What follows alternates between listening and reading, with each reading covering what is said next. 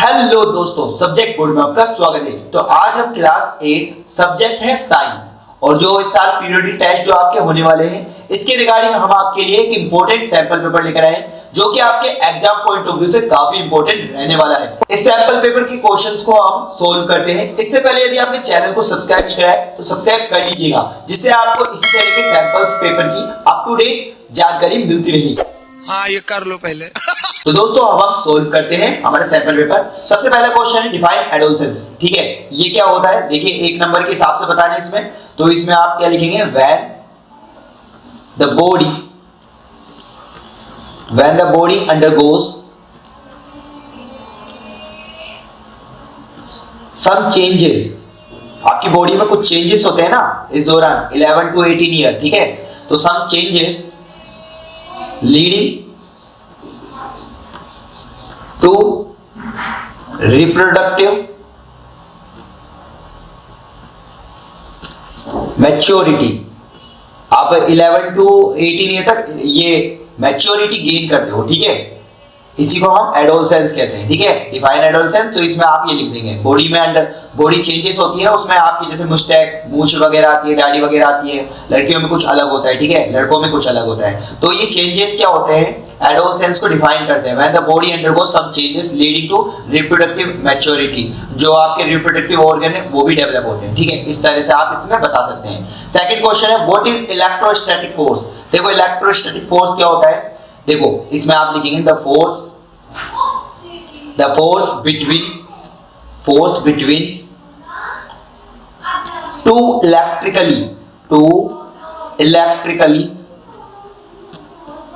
Electrically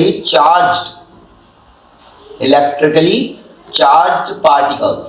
ठीक है, charge particles. तो ये फोर्स होता है, दो फोर्स होता है, मतलब एक फोर्स होता है किनके बीच में, टू इलेक्ट्रिकल चार्ज पार्टिकल के बीच में। ठीक है, दो इलेक्ट्रिकली चार्ज पार्टिकल के बीच में जो फोर्स होता है उसको हम इलेक्ट्रोस्टैटिक फोर्स कहते हैं। एक नंबर के हिसाब से आप ये बता देंगे। अब डिफाइन प्रेशर करना है, इसमें क्या लिखेंगे, देखो प्रेशर का फॉर्मूला होता है P बराबर F/A। ठीक है, अब इसके अकॉर्डिंग आप इसकी डेफिनेशन भी बना देंगे। तो इसमें आप लिखेंगे द फोर्स अप्लाइड है ना, इसमें कहेंगे on a unit area of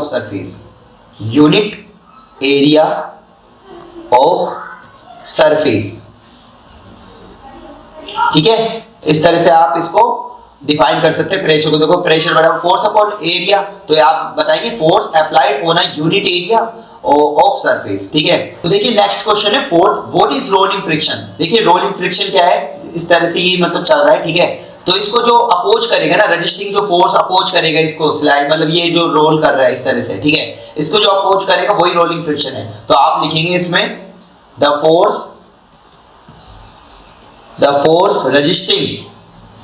resisting the motion of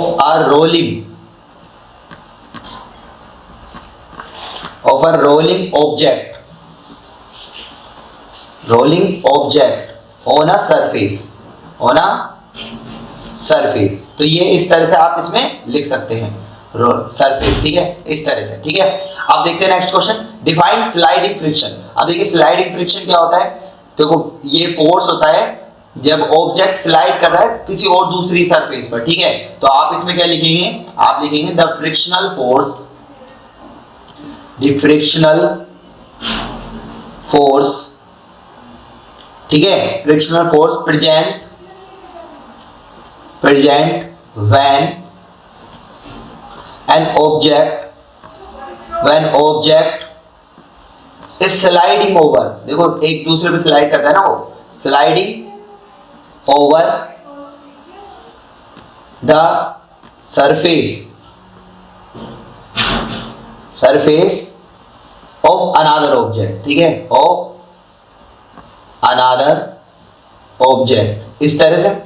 ठीक है, वो क्या एक दूसरे के सरफेस पर स्लाइडिंग करता है, और वो स्लाइडिंग को जो अपोज करता है ना, उसी को क्या कहते हैं हम, sliding friction. The frictional force present when an object is sliding over the surface of another object, तो इसको हम sliding friction. What are secondary sexual characters, तो देखिए सेकेंडरी सेक्सुअल कैरेक्टर क्या होते हैं आपके, जो क्या होता है हार्मोन्स जब रिलीज होते हैं ना हमारी बॉडी में, तो वो प्यूबर्टी के दौरान, ठीक है, मेल और फीमेल में, तो उसको हम क्या कहते हैं सेकेंडरी सेक्सुअल कैरेक्टर। तो इसका आंसर में आप कैसे लिखेंगे, अब देखो 2 मार्क्स के हिसाब से लिखना है इसमें, तो आप इसमें लिखेंगे the character,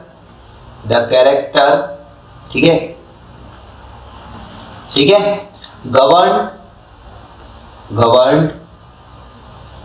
by the hormones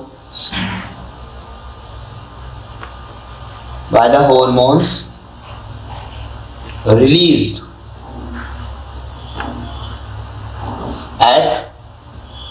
at the time of puberty,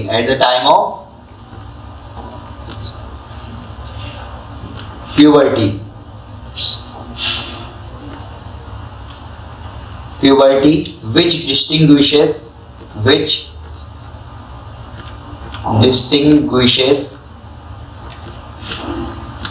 between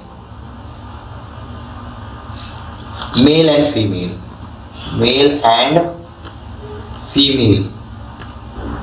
इस तरह से आप इसका आंसर लिख सकते हैं। The character governed by the hormones release at the time of puberty which distinguish between male and female, इस दौरान जो ये रिलीज करता है ना हार्मोन्स, ठीक है, प्यूबर्टी के टाइम, वही हमारे सेकेंडरी सेक्सुअल कैरेक्टर्स होते हैं। ओके, अब देखते हैं नेक्स्ट क्वेश्चन। देखिए नेक्स्ट क्वेश्चन है give examples to show that friction is both a friend and a foe, ठीक है, तो ये हमें एग्जांपल्स देने हैं कि जो फ्रिक्शन होता है ना वो हमारा मित्र भी होता है और हमारा दुश्मन भी होता है। बात करता हूं मैं इसके फ्रेंड की, तो देखिए ये फ्रेंड किस तरह से, तो इसमें पहला पॉइंट आप लिखेंगे बना के, जैसे आप पेपर पे कुछ भी लिखते हैं तो वो फ्रिक्शन की वजह से ही लिख पाते हैं, ठीक है, उसमें फ्रिक्शन होता है तभी आप लिख पाते हैं, तो आप लिखेंगे इट हेल्प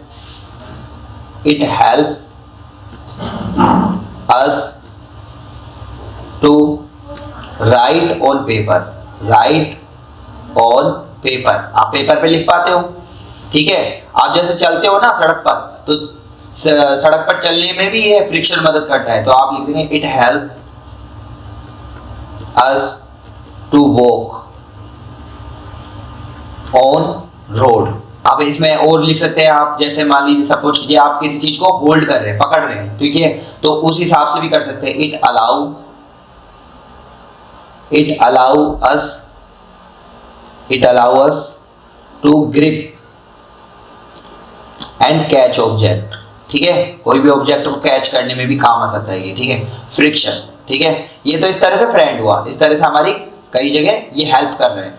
अब ये दुश्मन कैसे, वो भी देखते हैं हम, ठीक है, तो इसमें पहला पॉइंट लिख देना, जैसे आपका मशीन के पार्ट्स को डैमेज कर सकता है ये फ्रिक्शन, टाइम टू टाइम अगर उसकी लुब्रिकेंट नहीं डाले, अगर उसमें ऑयल नहीं डाले हम, तो वो फ्रिक्शन से वो जो उसके पार्ट्स है ना मशीन के, वो भी खराब हो सकते हैं, तो आप ये लिख सकते हैं डैमेज मशीन पार्ट्स, ठीक है, क्योंकि उसमें फ्रिक्शन होगा इस वजह से। दूसरा आप इसमें लिख सकते हैं ये, चाहे तो इसमें ये वियर और टीयर भी कर देना, इंक्लूड वियर एंड टीयर, क्योंकि वो मशीन के पार्ट को क्या कर देता है, वियर और टीयर, ठीक है।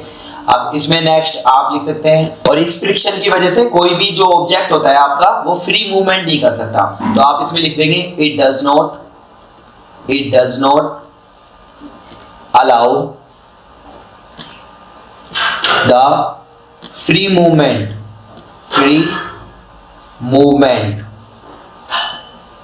ऑफ ऑब्जेक्ट, ठीक है, इस तरह से ये कोई भी जो आपका ऑब्जेक्ट है ना वो फ्री मूवमेंट नहीं कर सकता। जैसे कोई ऑब्जेक्ट रखा है, ठीक है, तो यहाँ पर फ्रिक्शन ही तो है, जब भी तो ये रुका हुआ है, अगर इस तरह से मूवमेंट, अगर यहाँ पे फ्रिक्शन ही नहीं होता तो फ्री मूवमेंट कर सकता था, मतलब अगर इसको एक बार स्पीड दी कुछ भी, अब ये चलता ही जाएगा, ठीक है, रुकेगा ही नहीं है। अब फ्रिक्शन यहाँ पर है, इस वजह से क्या होता है, रुक जाता है, यहीं पर थोड़े से चलने के बाद ये रुक जाता है, ठीक है, तो हमने लिखा इट डज नॉट अलाउ, ये अलाउ नहीं करता ये फ्रिक्शन कि फ्री मूवमेंट ऑब्जेक्ट के फ्री मूवमेंट को वो रोक देता है, ठीक है, इस तरह से। तो अब देखिए नेक्स्ट क्वेश्चन है आपका, explain why object moving in A fluid must have special shapes, ठीक है। तो देखिए क्या होता है एक्चुअली में, जब भी फ्लूइड में कोई ऑब्जेक्ट है ना मोशन में है, मूविंग में है, मूव कर रहा है वो, ठीक है। तो उस दौरान उसमें क्या लगता है, एक ड्रैग फोर्स लगता है, ठीक है। जो फ्रिक्शन फोर्स लगता है उसको हम क्या कहते हैं, उसमें उस केस में ड्रैग फोर्स जो फ्लूइड लगाता है उसमें अपोजिट डायरेक्शन में, ठीक है। तो इसके आंसर में आप क्या लिखेंगे, तो इनकी स्पेशल शेप होती है उस दौरान, ठीक है। तो इसमें लिखेंगे आप 8th क्वेश्चन के आंसर में आप इसमें लिखेंगे व्हेन अ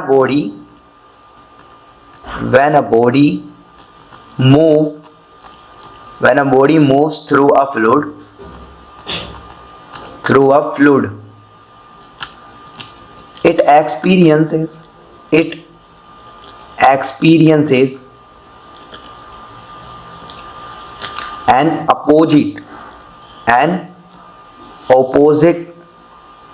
opposing, ठीक है, opposing force which tries to oppose its motion through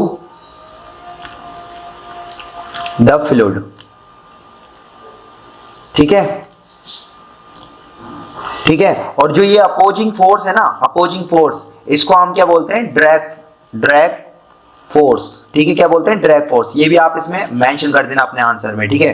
अब इसके लिए हमारे जो ऑब्जेक्ट होता है ना, वो स्पेशल शेप क्या होनी चाहिए, स्ट्रीम लाइन शेप होनी चाहिए, ठीक है।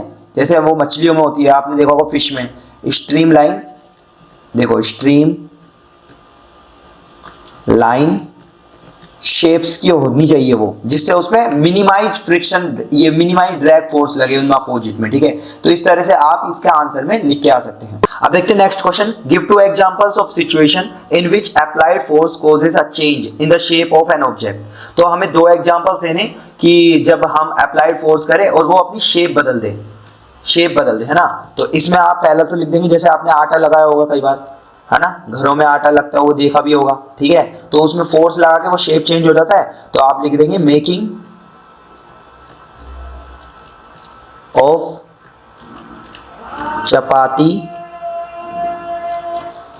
चपातीज फ्रॉम डो, ठीक है। एक तो ये लिख देंगे, दूसरा इसमें लिख देंगे आप इसमें लिख देंगे, जैसे रबर बैंड आपने खींचा होगा उसमें भी हो जाता है, स्ट्रेच और रबर बैंड,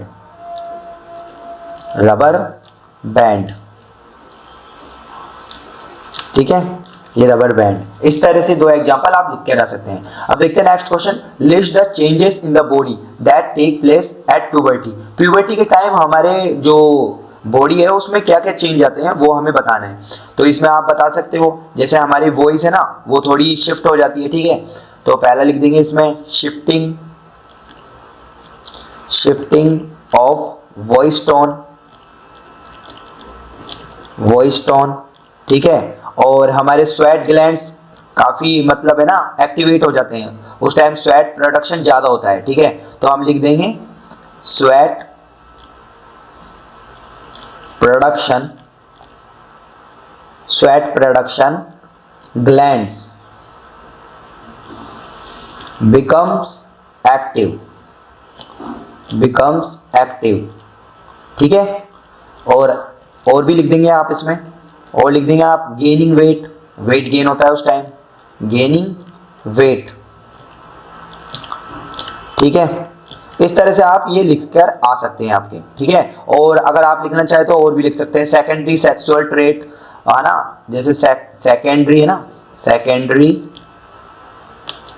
सेक्सुअल ट्रेट्स, जिसके कैरेक्टर्स हैं वो क्या होते हैं, विजिबल होने लगते हैं, बिकम विजिबल, ठीक है। अब देखते हैं नेक्स्ट क्वेश्चन। तो नेक्स्ट क्वेश्चन है व्हाट इज मेंस्ट्रुएशन, एक्सप्लेन। तो मेंस्ट्रुएशन क्या होता है, ये जैसे फीमेल रिप्रोडक्टिव ऑर्गन्स होता है ना, ऐसे कुछ इस तरह से, ठीक है। तो इसमें क्या होता है, जब यहाँ पर ये ओवरी से एग्स निकलते हैं, ठीक है। तो एग्स क्या होता है, जब भी इसको स्पर्म सेल नहीं मिलता तो ये फर्टिलाइज नहीं हो पाता। इस दौरान क्या होता है, यहाँ पर है ना, ये जो एग आता है तो मेंस्ट्रुएशन का कारण बनता है ये एग, ठीक है। क्योंकि वो फर्टिलाइज नहीं होगा इस वजह से। और यहाँ पर क्या होता है, जो यूट्रस वॉल होती है ना, काफी यहाँ पर ब्लडिंग होता है, ब्लडिंग सप्लाई होता है, जिस वजह से यहाँ पर ब्लड आने के चांस हो जाते हैं। तो उस टाइम ये मेंस्ट्रुएशन होता है फीमेल को, ठीक है। तो इसमें हम लिखेंगे इफ द रिलीज्ड ओवम यानी कि एग, ठीक है, ओवम यानी कि एग, ठीक है, इज नॉट फर्टिलाइज्ड,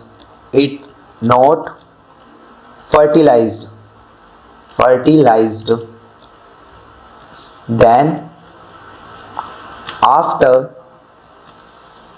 28, ये लगभग एक हर महीने ऐसा कुछ होता है, ठीक है, 29 days, the breakdown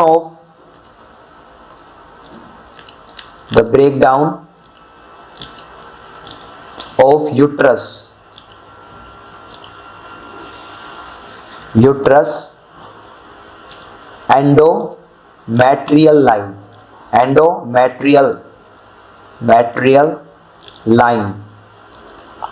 endometrial lining and blood vessels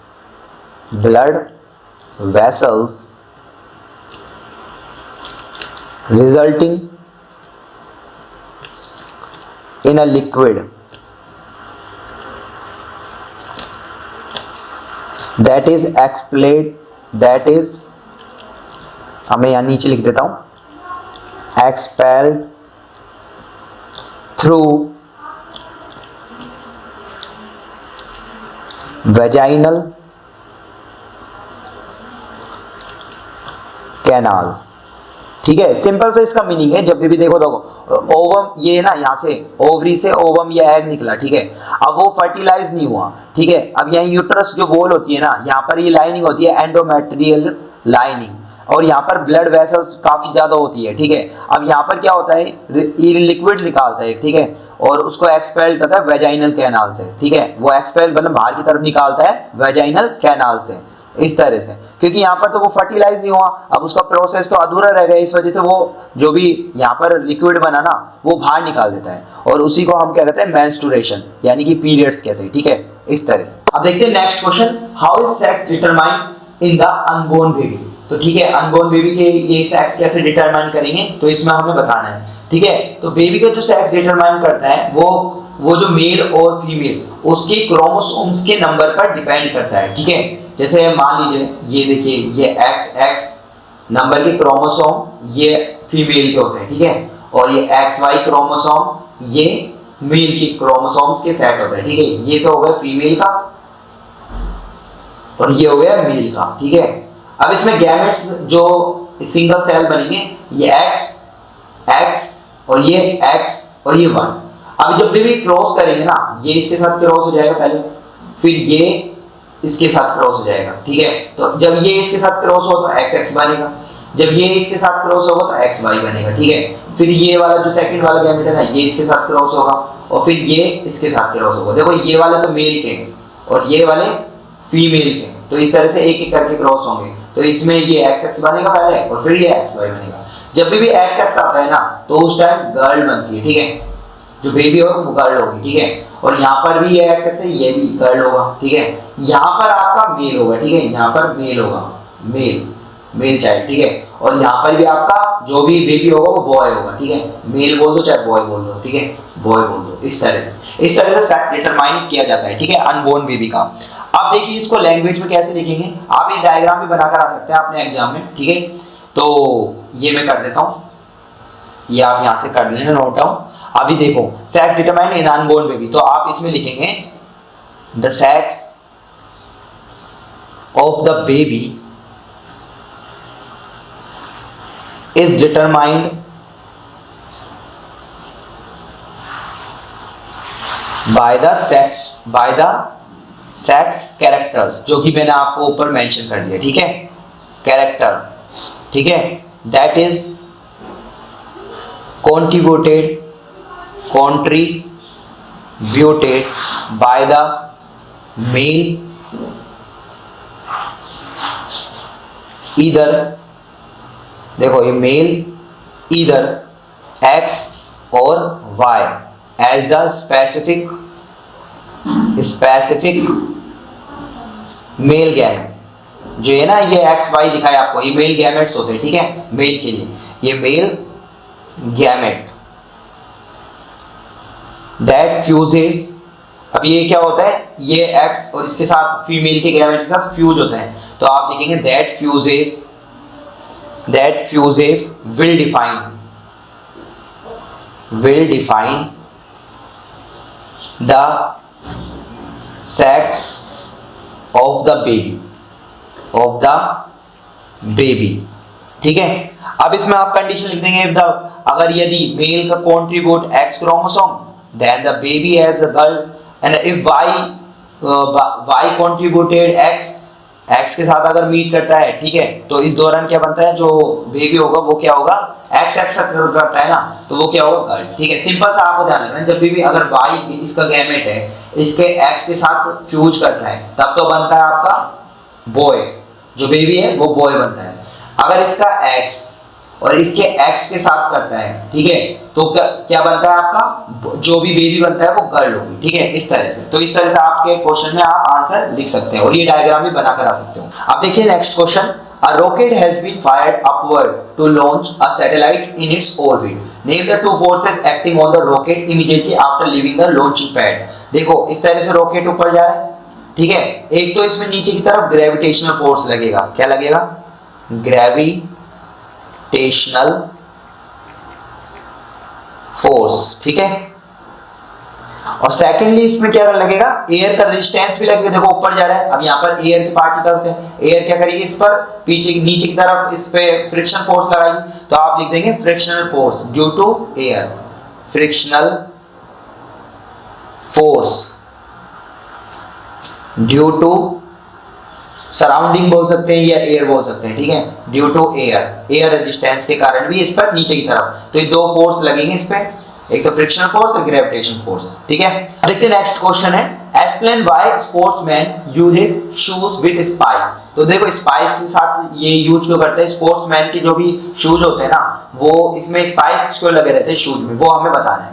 तो देखो सबसे पहले सिंपली बात है, स्पोर्ट्समैन वो स्पोर्ट्स खेल रहा होता है ना कोई भी, तो उसमें स्लीपिंग के चांस ज्यादा रहते हैं, तो उस टाइम उसके इस दौरान ना जो उसके शूज है उसमें स्पाइक्स लगा दिए जाते हैं, जिससे क्या फ्रिक्शन फोर्स बढ़ जाता है। तो हम इसमें लिखेंगे, आप लिखेंगे because sportsman uses shoes with spike because, तो आप लिखेंगे बिकॉज, यहां से मैं लिख देता हूं बिकॉज, ठीक है, will help in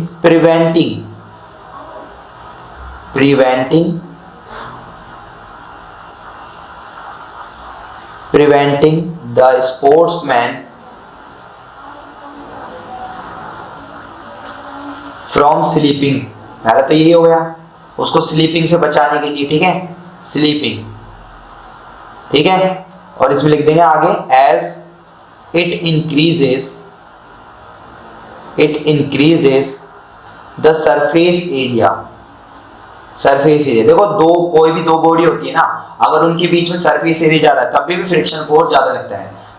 it increases surface area and make, और उसको क्या बनाती है, makes it rough so that friction is high. तो उस दौरान क्या हो जाता है, फ्रिक्शन इज हाई, तो फ्रिक्शन बहुत ज्यादा हो जाएगा, जिसके कारण क्या होता है, वो इजीली जो भी करना चाहता है, स्पोर्ट्स जो भी खेलना चाहता है इजीली अच्छे से खेल पाएगा, ठीक है। इस मतलब ये लिख देंगे आप, ठीक है, वो प्रिवेंट ही करता है स्पोर्ट्समैन को स्लीपिंग से, ठीक है, पहला ये रूट वर्ड हो गया इस क्वेश्चन का।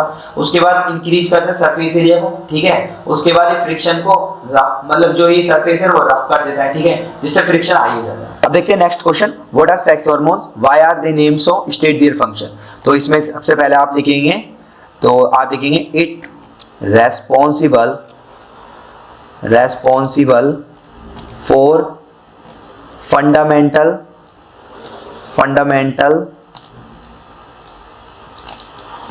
change in growth and development and stimulate the developments of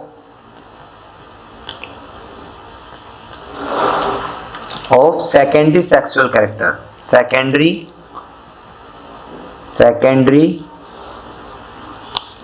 sexual characters, ठीक है। इस तरह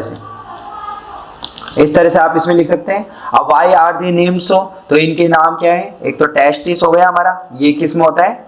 मेल में। और दूसरा हमारा क्या हो गया? फीमेल में आपका ओवरीज हो गया, ठीक है, ओवरीज, ये फीमेल में हो गया। देखिए इसके फंक्शन की बात है, तो यहाँ पर एक इमेज है, इसको आप नोट डाउन कर लेना, ठीक है। यहाँ से आप इसके फंक्शन भी लिख के आ सकते हो। अब देखते हैं next question, fill in the blanks, ठीक है। To draw water from a well we have to at the rope, तो रोप पर आप कौन सा फोर्स लगाते हैं? पुल करते हैं ना, उसको पुल खींचते हैं ना, पुल करते हैं ना, तो इसमें पुल लिख देंगे, we have to pull at the rope, ठीक है। अब आगे क्वेश्चन है, a charge body dash and uncharge body, charge body uncharge body को क्या करती है? अट्रैक्ट्स, ठीक है। इसके बाद है to move a loaded trolley we have to dash it, तो इसमें क्या आएगा? Applied force, applying force on it, ठीक है। To move a loaded trolley we have to apply force on it, move force लगाना पड़ेगा तभी मूव करेगी वो, ठीक है। अब next question, north pole of a magnet, ठीक है, north pole of another magnet, north को क्या करता है? रिपेल, उसको मतलब क्या करता है? रिपेल करता है, ठीक है। आगे फ्रिक्शन प्रोड्यूसेस, तो फ्रिक्शन क्या करता है? हीट प्रोड्यूस करता है, ठीक है। इस तरह से ये करेंगे, ठीक है। What is Adam's apple, draw well level diagram of Adam's apple also, ठीक है।